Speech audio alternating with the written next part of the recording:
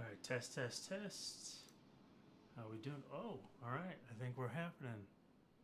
No, maybe not. Hey. All right, I think we're live now.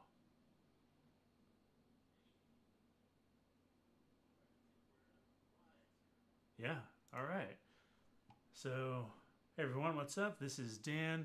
This is my first time doing a live stream. I thought it would be kind of cool to kind of show the process as I am working on a comic um, called MothLight. I think everything's working okay.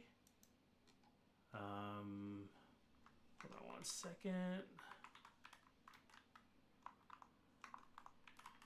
See if I can make sure chat is up so I can see.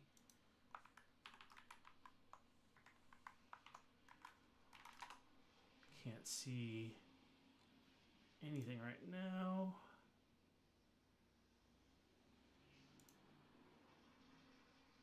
Okay. All right. So this is going to be a little rough, I think, just because it's the first time I've ever done this, and it's going to be strange. You can always sign in.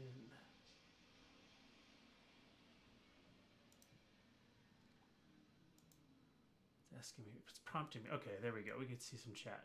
Not that I think there's not going to be anybody in this live stream. In fact, I'm kind of hoping that nobody is in this live stream, just because I'm going to screw up a lot, and having someone else in the live stream asking questions is probably going to screw me up more than I want. So, all right, but here we go. So what we're looking at right now is the 22-page issue that I've sort of laid out for a comic called MothLight. It's a short, I shouldn't say short, it's a one-issue horror comic designed to just be something I can release quickly and kind of like go to a convention with and feel like I've actually made something with my time, instead of like sitting behind the desk for months or maybe even years drawing like a one graphic novel, which is 6 issues long. So this is sort of like a little bit more, I guess, immediate gratification. That's probably a good way to say it. But my hope was to finish this whole thing by March 5th before Emerald City Comic Con started. But I don't think I'm going to make that deadline. So we're just going to go and see how much we can get done before Emerald City. And whatever we get done, we will get done and put it out in the world and see if we can get people's responses. So one of the first things, actually, maybe I should kind of, I think I can link out this stream to people and say like, hey, you can come watch it if you want. Okay, I've copied that. Let me go into Discord real quick and let people know. So last year, during the summer, sort of like early summer, I ended up taking a class with Jake Parker and Sean Crystal called Graphic Novel Pro, and the whole idea was to kind of meet other comic makers and see if I couldn't meet some other comic makers that were as serious as I was, I guess you could say. And fortunately I did. And we kind of built this Discord group. Where's my general chat? All right, here we go. I'm going to say, hey everyone. I'm attempting streaming for the first time on YouTube. Come hang out and watch. Watch if you can. It'll probably be terrible.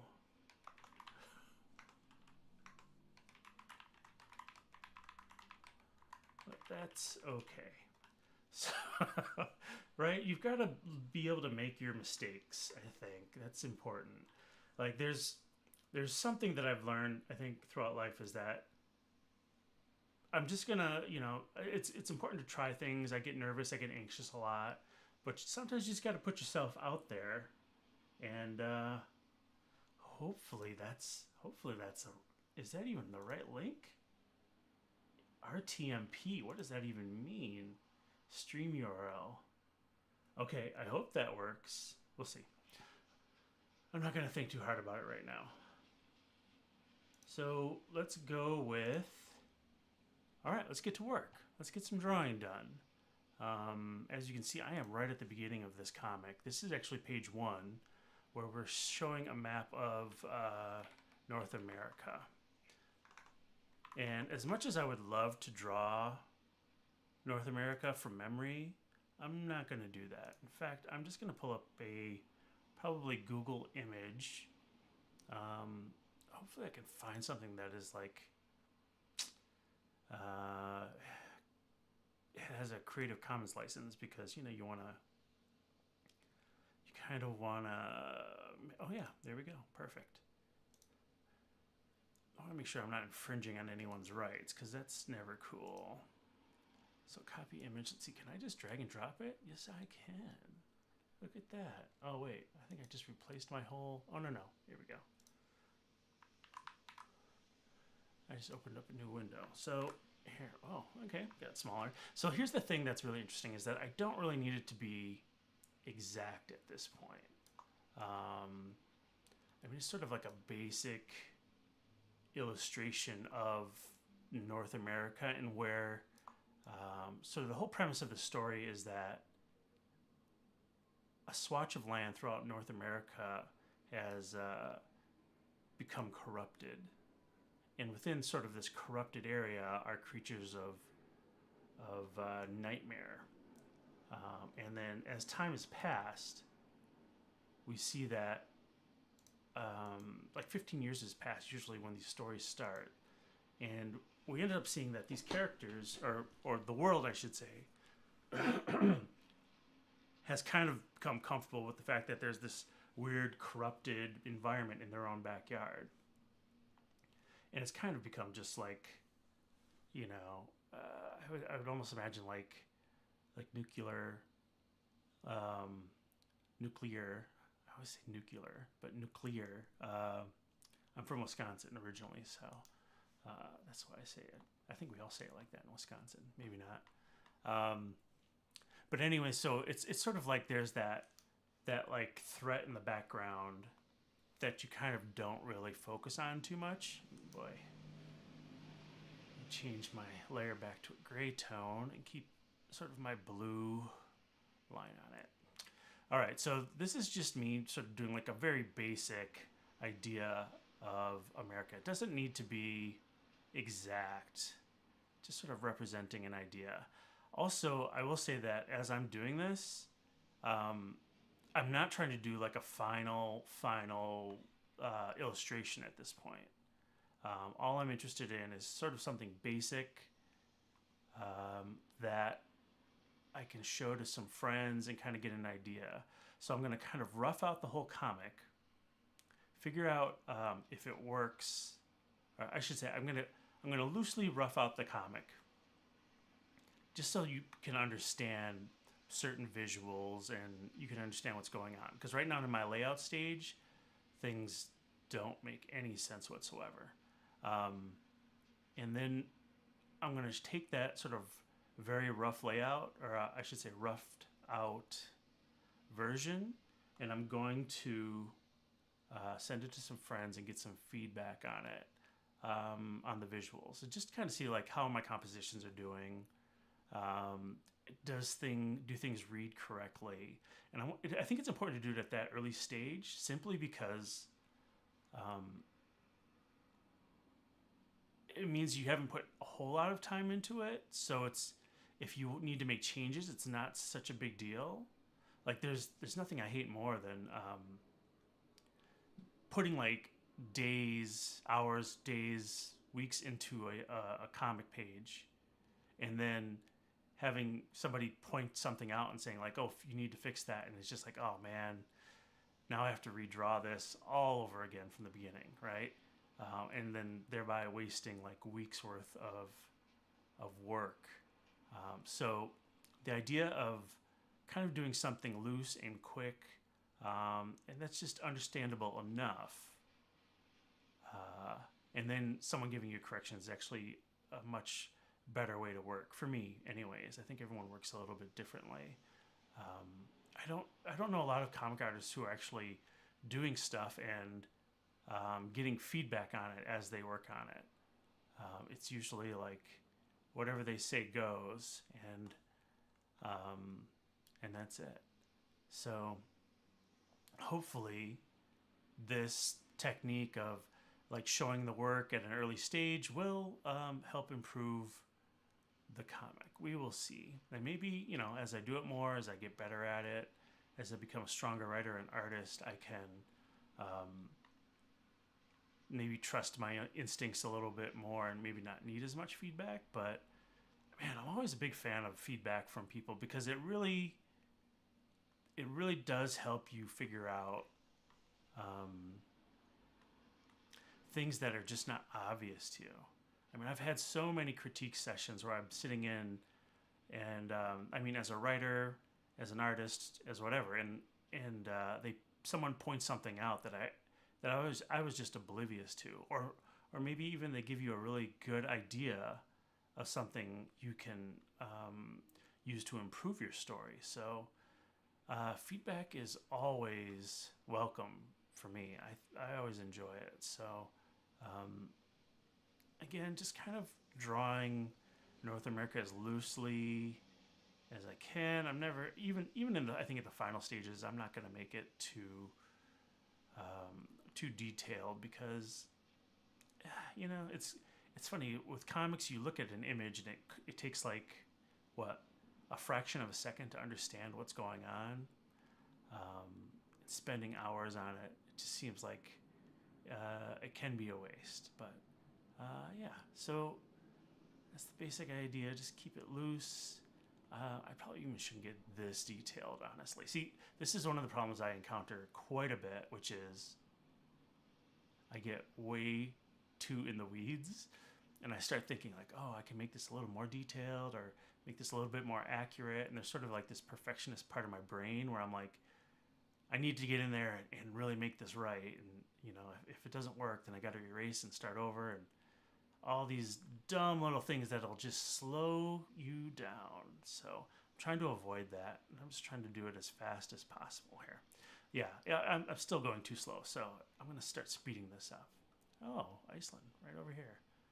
Actually, I visited Iceland a few times in my life.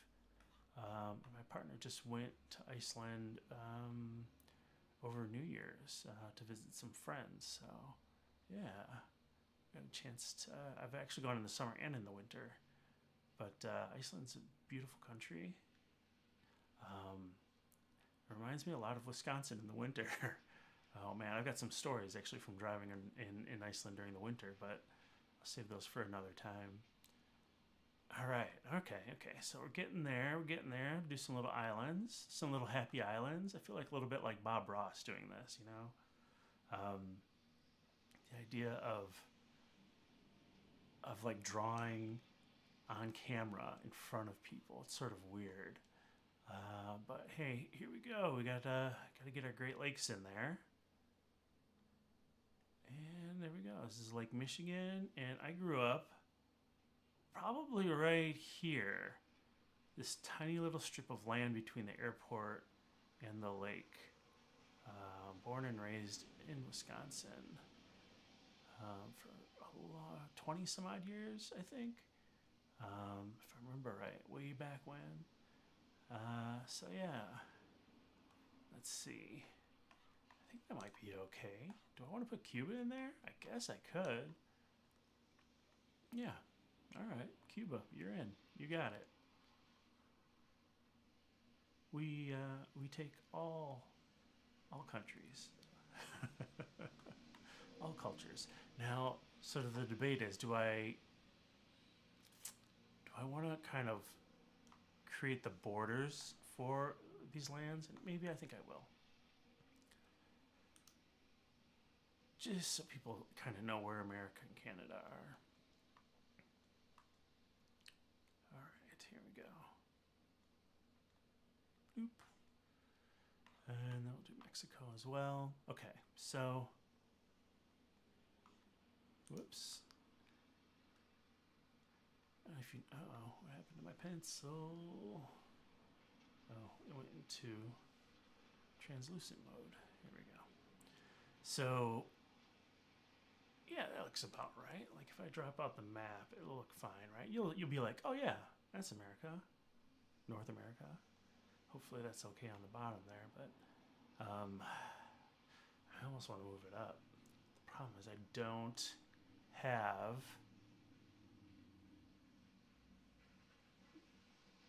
the rest of, I should say South America. Can I fake it? Let's see. Give me another image. I can just sort of scribble in something. Okay. I see. Yeah, I'm just going to fake it. Here we go. All right. Where is that? Right there. Yeah, it looks something like that. That's good enough for now. That's what we're going to go with. I did not do very well in geography, so... Alright, so I've already got my word balloons sort of set up, or I should say caption boxes set up for this page as well. This helps me figure out placement and reading order. So we're looking pretty good so far. Now I think what I need to do is I actually need to draw the scar, which is sort of the nickname for this land, this corrupted land that is formed. And since, let's see, oops. When I created this document, I accidentally created it in monochrome. So now every time I create a new layer, I have to switch to either gray or color. It's pretty annoying, but I think what I'm going to do is, so I know this is sort of like a crescent shaped, let's see if this works. Sort of a crescent shaped, and I know it kind of runs through Texas, and I know it runs through Mexico just a little bit, but I also kind of want it to kind of be right on the border here, because in some of the stories that I'm going to write, people are going to use that as a way to like cross into America, and I think like even like having sort of this corruption here, you know, it's sort of like a really dangerous area. It's a very dangerous way to, it's sort of become like definitely one of the most dangerous places on the planet. It's the way that I've imagined it. And let's see, that might work. And the way I write it in the novels is that it's sort of almost like a coffee ring stain. So I'm kind of aiming for that right now. Let's see if I can get rid of these. And I like that it kind of divides America right in half. And then within this sort of corrupted land, you can't use electricity, so people can't even fly across it. And so people have to find ways around it. Either they have to drive through it or they have to take a long way around. And then it kind of like breaks up a little bit here and there. Yeah.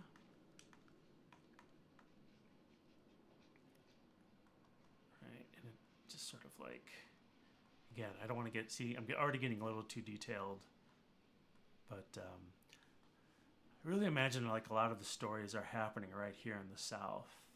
I think because a lot of the characters are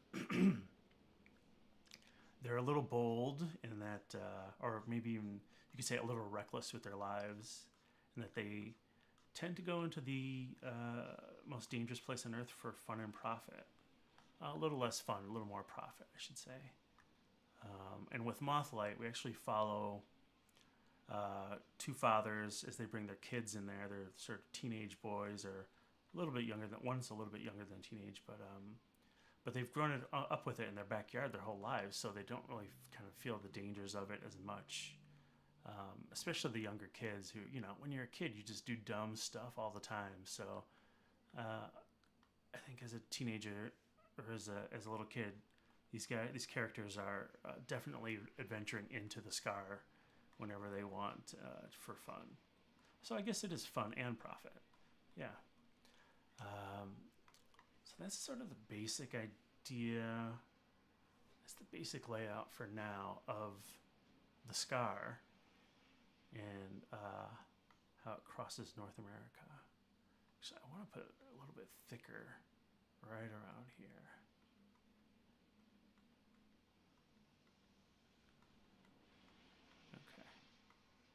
Okay, oh man.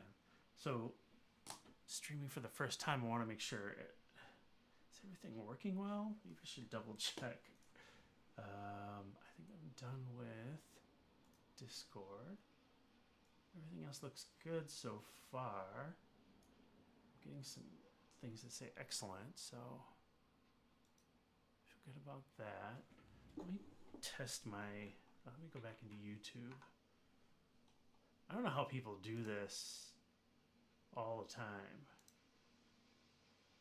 This is pretty crazy. It's like you're juggling a few things. Like, am I still streaming? I think so. All right, let's see. I've got dashboard content. Well, even if I'm not, I guess it doesn't matter. Oh, shoot, it says I'm not. Have I just been talking to myself this whole time? Ugh. All right. Live stream now. Streaming software. Okay. Wait, no, I am streaming. It looks like it anyways. Or maybe not. Shoot. I can't tell. Because everything says excellent. But am I doing now a double stream? Oh, man. This is too hard. How do I tell if I'm streaming at all? Well, it says I've been going for 22 minutes. Okay. So I am streaming. Sorry. I do tend to screw things up, so I'm always like, let me double check. Hopefully things are still good. Yeah, 22 minutes, 37 seconds. Okay. My whole plan was to actually stream for about an hour today, just to kind of test it, just kind of see how things are going. I'm actually kind of happy that this first page only took like 22 minutes, so I'll take it. Let me bring the text back up. How do you like that for placement? Is that working? I almost feel like if people are going to read it, it might be weird to... Like, I don't want to cover up the scar, because I think that's pretty important. Man,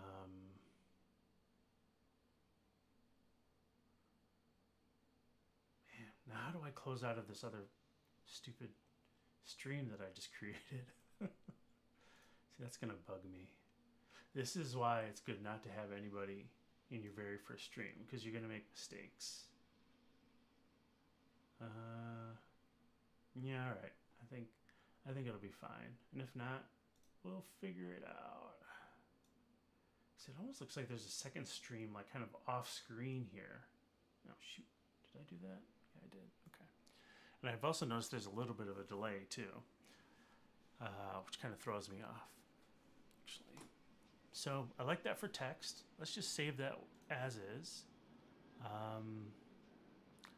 So if you ever get this sort of failed to save file alert, I get this all the time. A big part of it is because I'm using Dropbox, and I'm not sure if there's something about Dropbox, the way it saves files, that makes it difficult. So the way you fix this is just hit save again. It usually works. Yeah, see, boom. I think what it is that I don't know. I kind of imagine like the file's like a little bit of like a sleep or something like that, and by saving it, you got to like kind of wake it up. And the first attempt you do, it doesn't really work, so I do it again.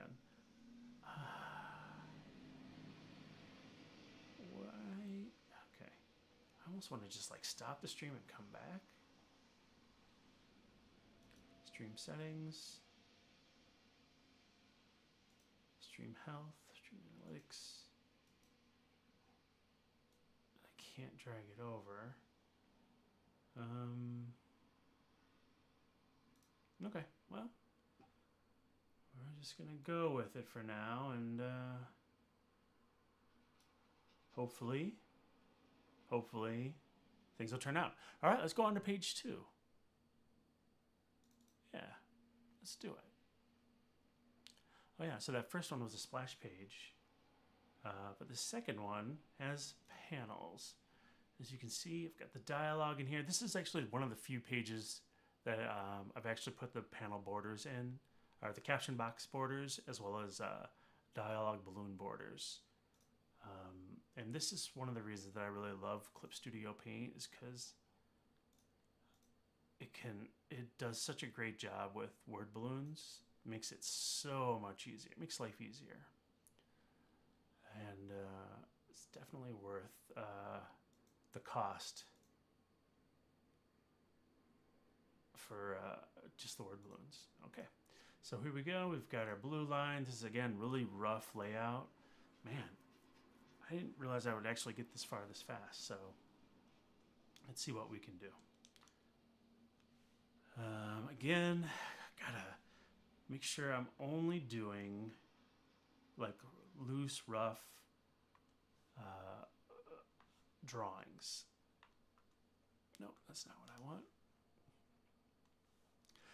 Here's something that bugs me about Clip Studio Paint is the circle is called figure for some reason, and it always throws me off because I rarely use it. But whenever I do, I look into the panel of tools and I'm just like, where is the circle? Oh, it's called figure. If anybody knows why it's called figure, please let me know, because I feel like that's a pretty dumb name for creating a circle. Again, I do not have my grayscale on. I wonder if I can change that in settings and go back in and make sure anytime I open a new or create a new layer, it's always in grayscale or color, because that monochrome thing really bugs me. All right, so we've got our moon shot.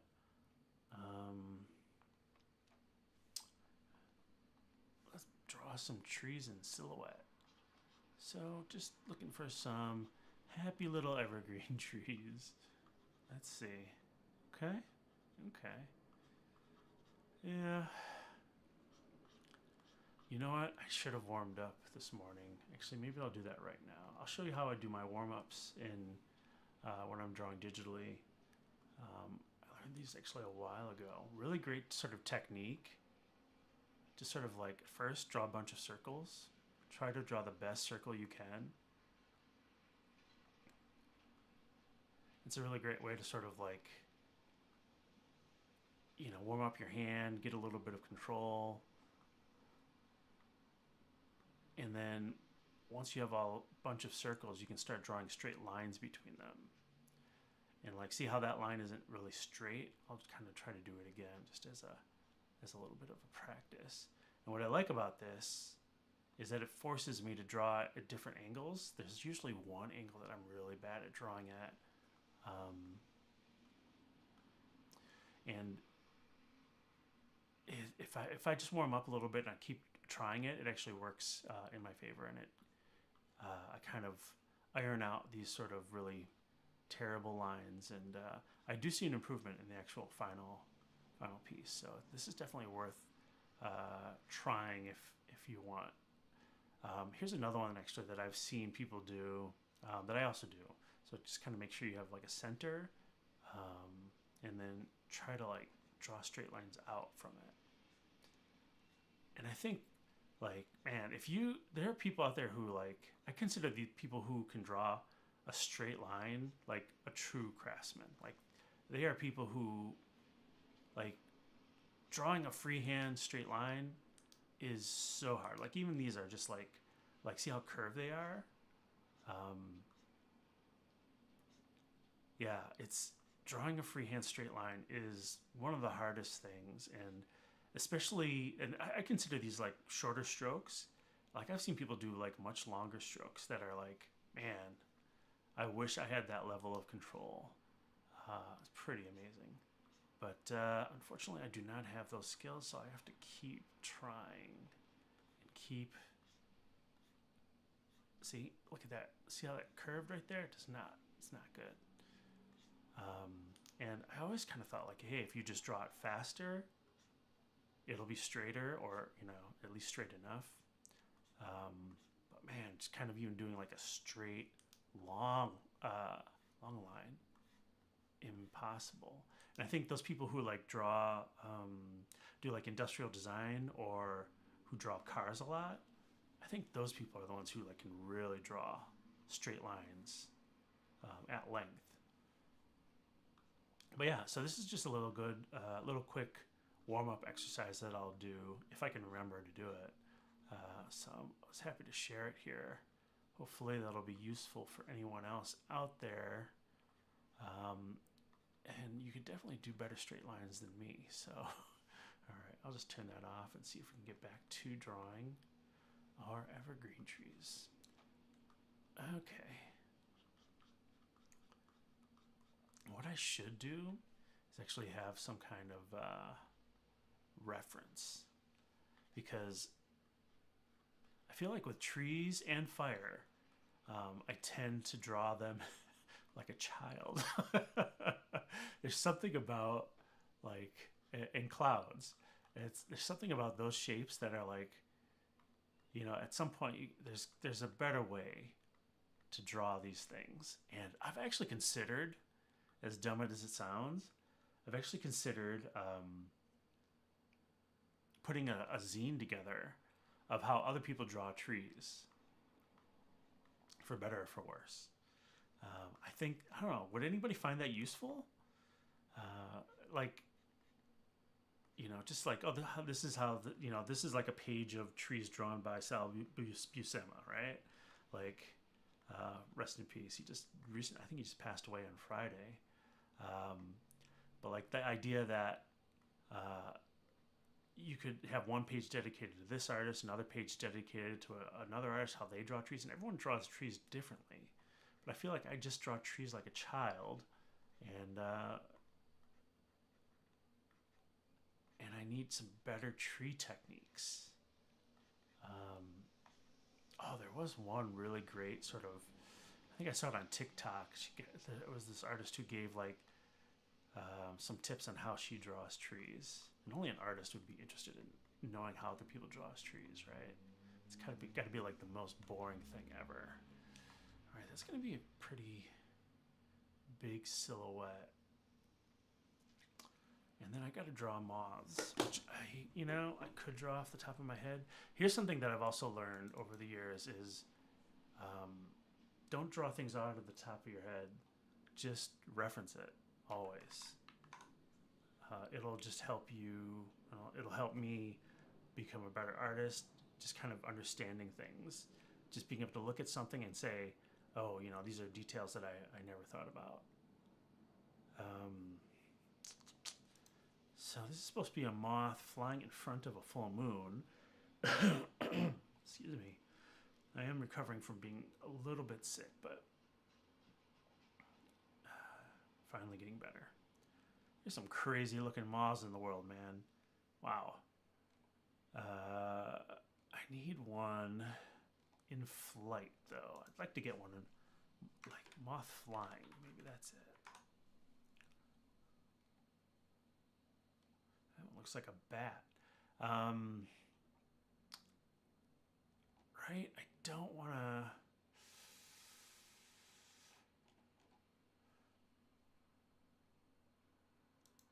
I mean, I feel like the way I kind of have it represented right now in profile, like that's not, it's more like that's the way a bird flies. Not exactly, oh, that might work. Okay, let's try that. So what I usually do is I'll save an image to a reference folder, rename it if I can, because that is a long name. And then what I'll do is I will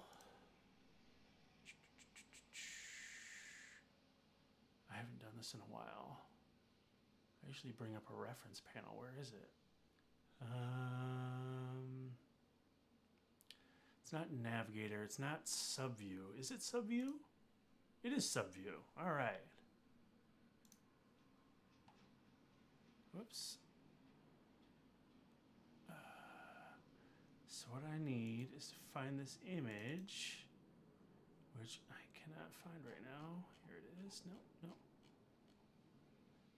All right, so this reference image that you're seeing on screen right now is actually, I was drawing I think I was drawing magic from the New Mutants. I was thinking about doing it as a pinup, but I don't think I ever finished that illustration. But I did get it from a bunch of reference images, which you can find on, I think it's QBrush. So you can buy like these little reference image packs for a few bucks. So they put a lot of them on sale, which is really nice. I thought, man, he's got a big sword. That'll be really cool to draw.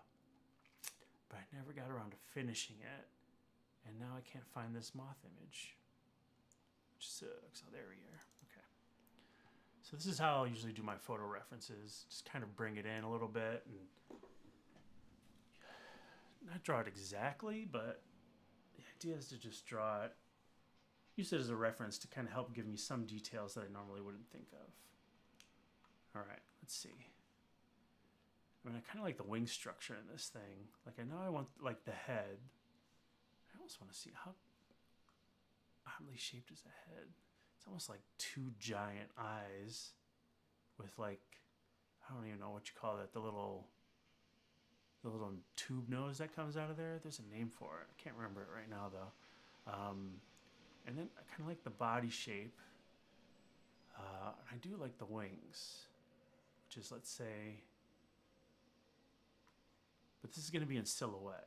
And this actually image is going to come back at the end of the script as well. So it's going to be a pretty important image. Oof, does that read as a moth, though, in silhouette? Yeah, so that's the thing, is it's got to read well. I don't think that reads well at all. Oh boy. All right. Let's just try to fudge it a little bit and see. What do you think of that? All right. Almost a moth? No, I still don't think that would work. Maybe if I put like a little bit of a wormy body. You think that'll work? Hopefully that'll be fine. Again, I got to remember, don't make it too detailed. Just kind of make sure it kind of reads for now. Like, if that were a silhouette, I don't know if I would say moth. Yeah, I don't think so. Man, moths are kind of hard to read if you don't have, like, the detail. I think I can kind of cheat it with, like, a highlight or something. Like, maybe it cuts in a little bit. Yeah, that might work a little bit better. But they also have antennae. Antennae. Okay. It looks like something. That's good enough, right? That's a scary looking moth, man. I mean, is it like pincers coming out of its mouth? Or is that its body right there? Okay, maybe we'll give it some pincers.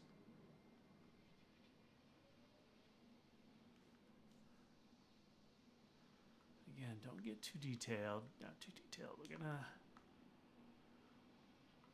Right, like... Oh, here's a new feature in Clip Studio Paint that I really like. This one right here, where you can... Oh, shoot, it didn't work. Usually you can, like, twist the selection without twisting the image. That's weird, it didn't work right.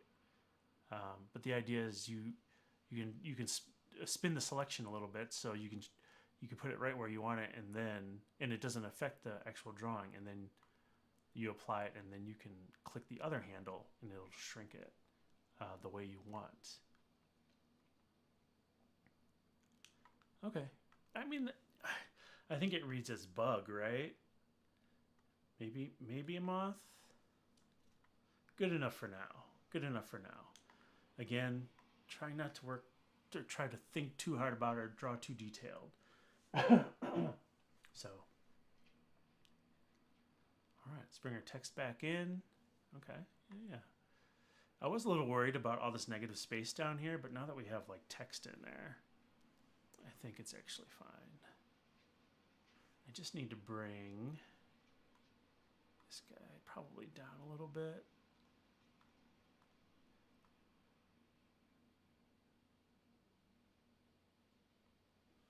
Visually, try to squint at it, so let the colors blend together and give yourself a little distance. See if it reads well. It reads well enough for now, and then we will make adjustments later. We have time.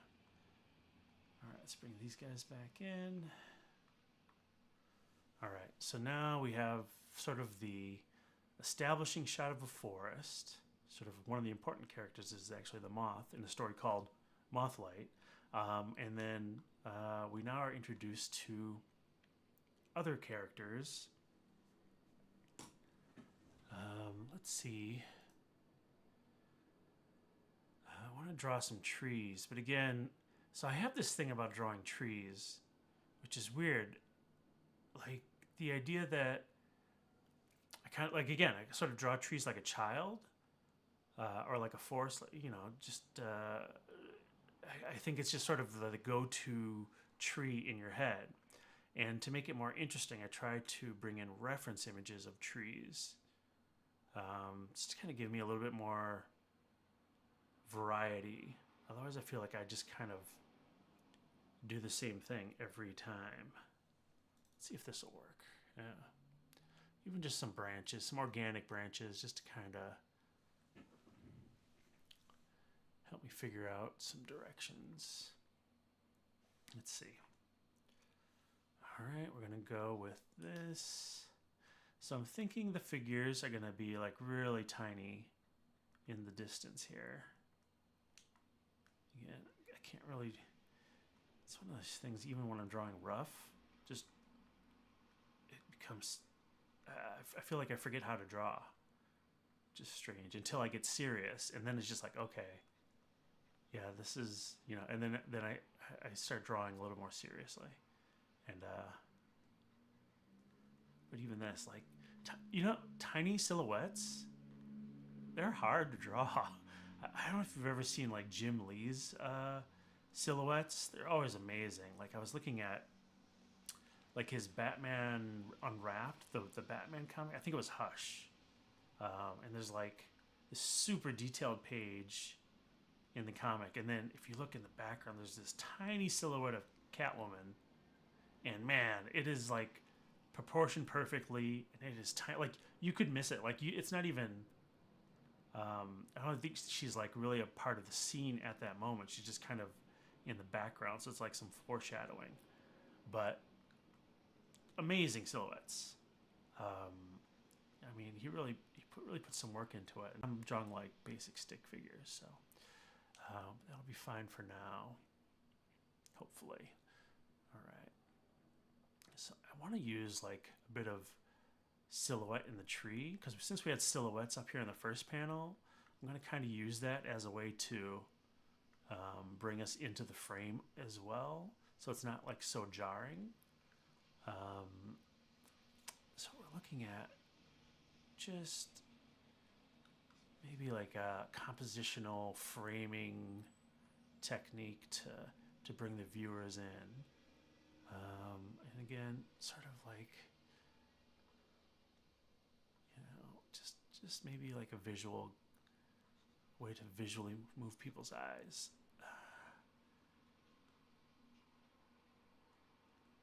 Sort of a nice crooked tree. One of the things I want to do is actually draw some trees ahead of time. Maybe use them in the background, so I'm not drawing like unique trees every time. Because this whole story takes place in the woods. I feel like it could save me some time if I just draw some trees and then layer them in and repeat them. Oh God, is that a tree? What? Like sometimes I'm just like, how is that tree even built? Okay. I think that's okay. Let's see. Yeah. All right. Maybe not. We'll just. There we go. Like a little silhouette right there, and then kind of do some, maybe some other stuff here.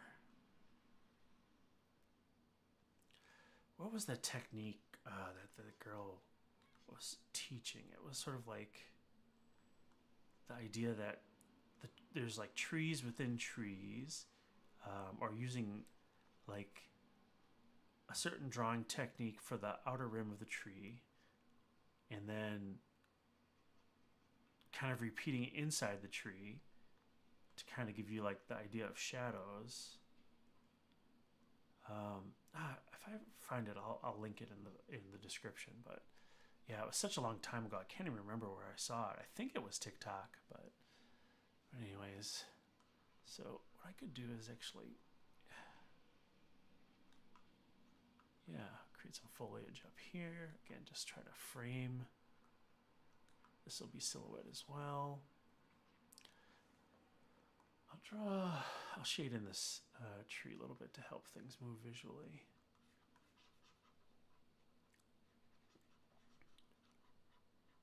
Now you get a better idea of what I'm going for, right?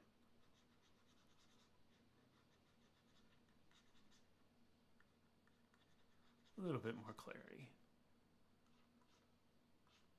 Oops. Okay, yeah.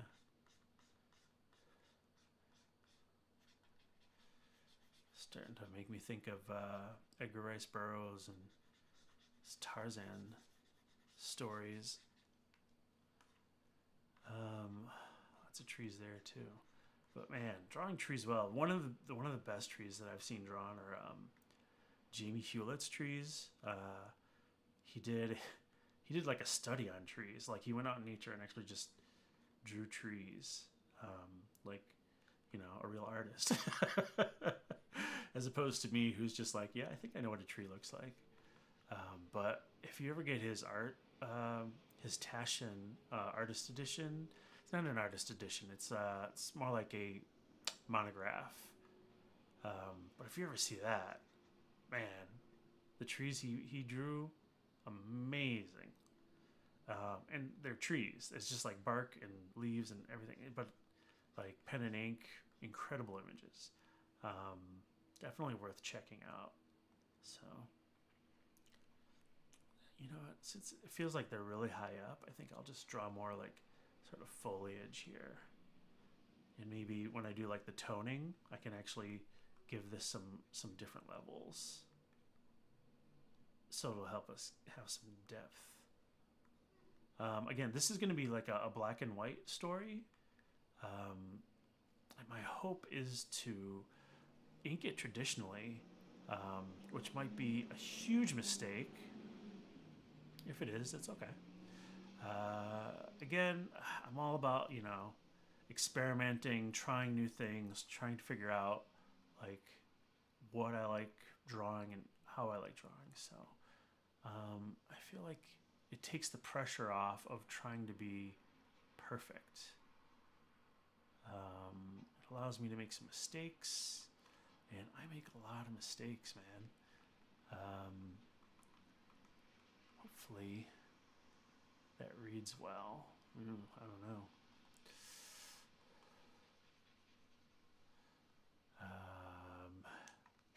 I mean, for black, you know what, I'm gonna get rid of that. But for black and white right now, and then, you know, if people like it enough, I can always put it in color. But my thought is, especially for getting this ready for Comic-Con, and I'm not tabling at Comic-Con. I'm just gonna go there as a attendee and then just hand these out to people, force them upon people, like one of those guys handing out CDs in front of Comic-Con. No, I'm not gonna be that bad. But Yeah, so it'll be something. I'll just kind of just walk up to people, and if anyone's interested in like, if you see this video and you see me at Comic-Con, stop me and I will give you a copy. I'll probably just have like 50 on hand or something like that. Nothing too amazing, but it's sort of like a good like business card in a way. Like, this is the work I do. This is what I'm working on. Hopefully you like the story. All right. So again, nothing too amazing, nothing too detailed. As long as you just basically understand it, that's good. Because, you know, someone might come through and say like, nope, this panel is way wrong, fix it. And I'll say, sure, because I didn't spend too much time on it. There's nothing worse than having to fix something that you spent hours on. It's the worst. All right, so we're going to move in a little bit tighter on the group. We still don't have any dialogue until we hit this last panel where our main character, who's like maybe like a 11, 12-year-old boy, he's sort of the main character of this entire story. And then we have his father and the father's brother and this guy's teenage son as well. So they're all in the Black Woods, trying to get rich quick.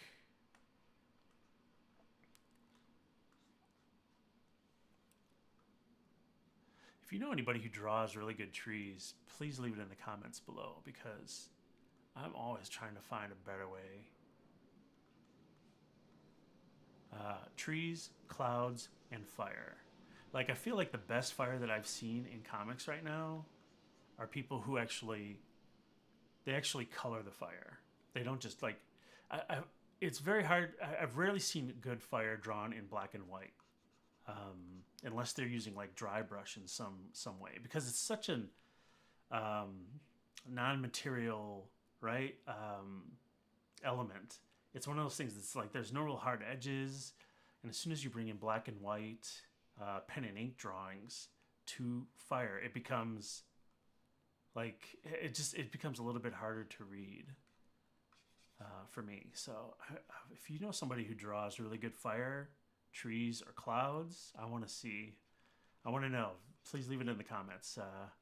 I will definitely check it out. So I can do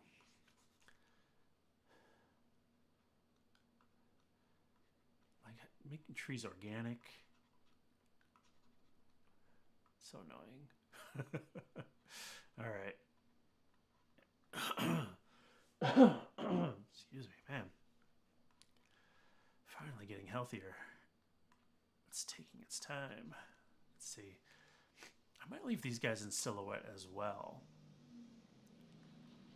What do you think? Actually, let me, before I do that, I'll do that on a different layer. That way I don't have to worry about screwing stuff up. So, all right, we've got more stick figures. Some of these guys are holding guns.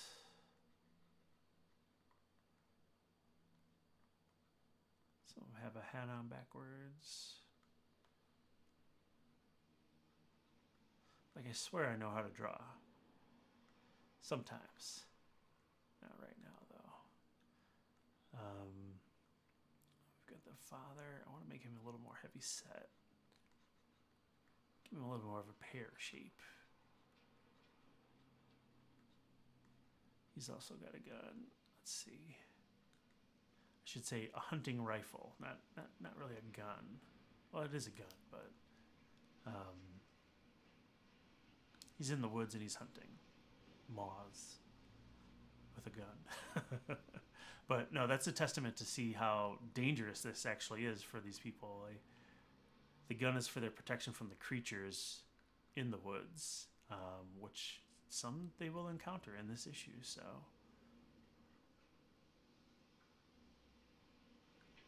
hopefully that makes sense. Oof. All right. So my goal for this stream was to go for an hour. Let's see how I've been doing. Oh, shoot.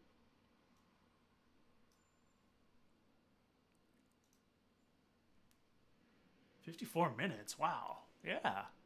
Okay. I thought this would be, a lot. I mean, I've been working out some bugs, of course. There's some kinks in this, but um, so far so good. All right. I was like, can I draw and talk at the same time? Because it's been a challenge for me. But you know what? I've been doing like draw and chats with a mastermind group, as well as some of the other classmates from Graphic Novel Pro, and I think it's forced me to be better at drawing and talking. But I need this guy at a different angle, so it visually breaks things up a little bit better. And this guy's a lot skinnier too. But so these draw and chats we do them on Sunday mornings, and now we've just changed it to Wednesday evenings, 9 o'clock Pacific Standard Time. So today's Wednesday, so tonight will be sort of our first 9 p.m. draw and chat. We're going to see how it goes. I'm excited because a lot of people are interested in doing it and hanging out. So, and Graphic Novel Pro just started up a new class as well. So maybe we'll have some more attendees come in and get a chance to hear about their projects, which I'm always excited to hear about people's comics projects. Okay, we've got the two adults. So we've got the father who wears a hat straight forward, and his son who wears a hat backwards. That's good enough. And then we've got sort of the heavy-set father, and then the 12-year-old boy who's also, I'm not going to put him right under, I'll put him a little over here. He's, he doesn't get a gun, he actually gets a net. As you'll see in this next panel, he kind of starts complaining about it.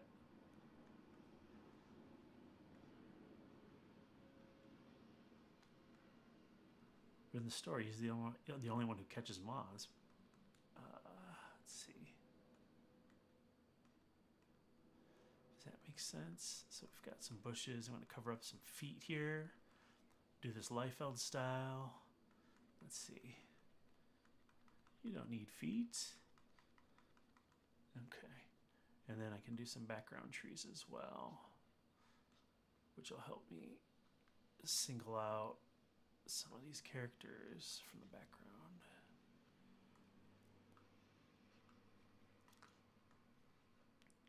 All right, there we go. Happy little trees. All right.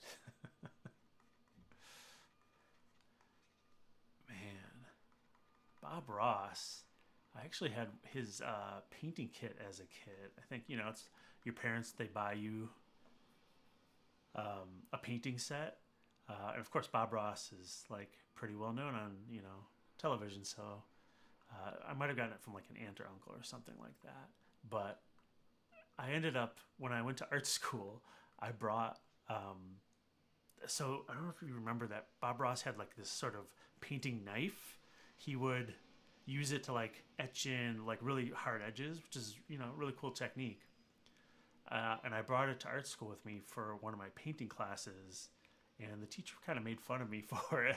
He's like, this is essentially, I was using it as a palette knife to kind of mix paint on a palette. And he kind of made fun of me because it is not a palette knife. But, when you're a new artist and you don't know anything, you're just like, all right, I'll just use whatever I got. This looks like a palette knife, so it's good enough. But yeah, so that's my Bob Ross story. He's a strange influence on my life in art school. All right, so I'm going to try shading in some of these trees just to kind of break it up a little bit. Good, I'll use this layer. So my layers are all over the place right now, but I think it'll be fine. Oh, man. I actually like doing this. I like sort of the talking and streaming because it feels like it forces me to really get some drawing done. I can't just, normally if I wasn't streaming and I was drawing, I might be like, oh, Bob Ross, I'm gonna go look him up a little bit. When did he die? And how many paint sets did he put out there? I wonder if they sell his paintings anymore. They've got to be, I don't know if they're worth anything, but I guess he's got to have some fans, right? Or is it just sort of kind of fall into the world of like generic? Actually, you know what? I'm not going to shade this tree in. I'm going to shade in the ones behind it. So I want to like keep the silhouettes of these guys. I don't think, yeah, I think they are going to be in silhouette. So I want to make sure behind them is not black.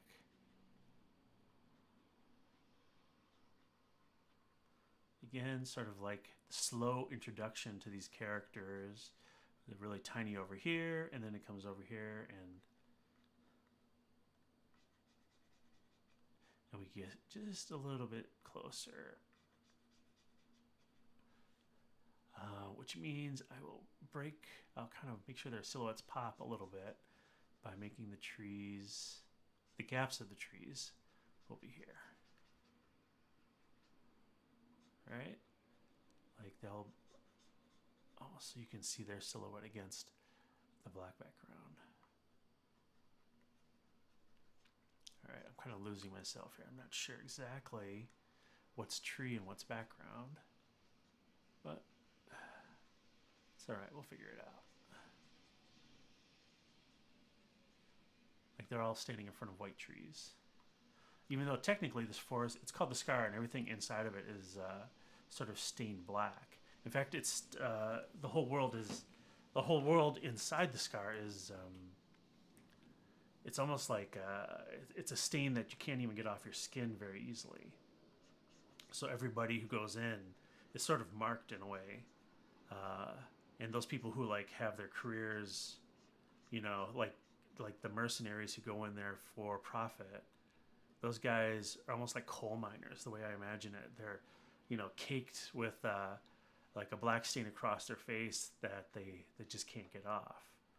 And at some point, they just don't even care anymore. So, yeah, they look like those old coal miners. Like, I don't know if you've ever seen Richard Avedon's photos of coal miners in the American West. Incredible photos.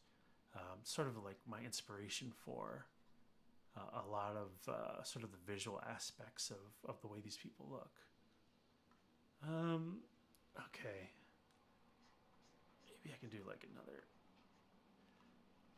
sort of tree here. Kind of break up the spaces a little bit. Then if this one's actually not a silhouette, I'm going to actually give it some detail. But see, like this thing bugs me. Like this sort of T-shaped tree. Gotta get rid of that. It's like you don't want it to be too symmetrical. You want it, but you still want it to be organic. But you don't want it to be too loose.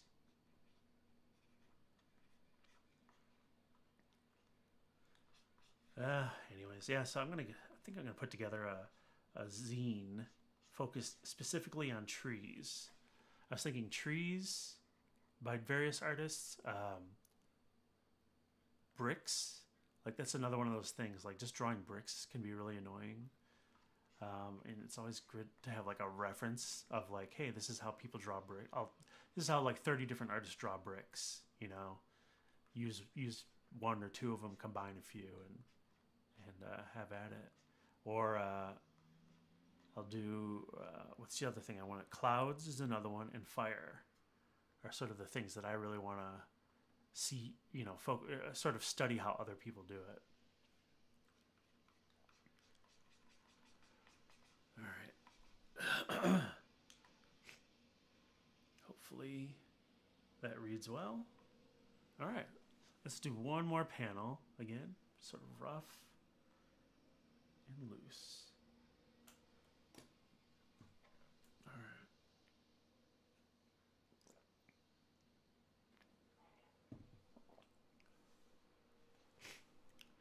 Okay, so I actually have character designs for these characters, and now this is the first time we're going to see them.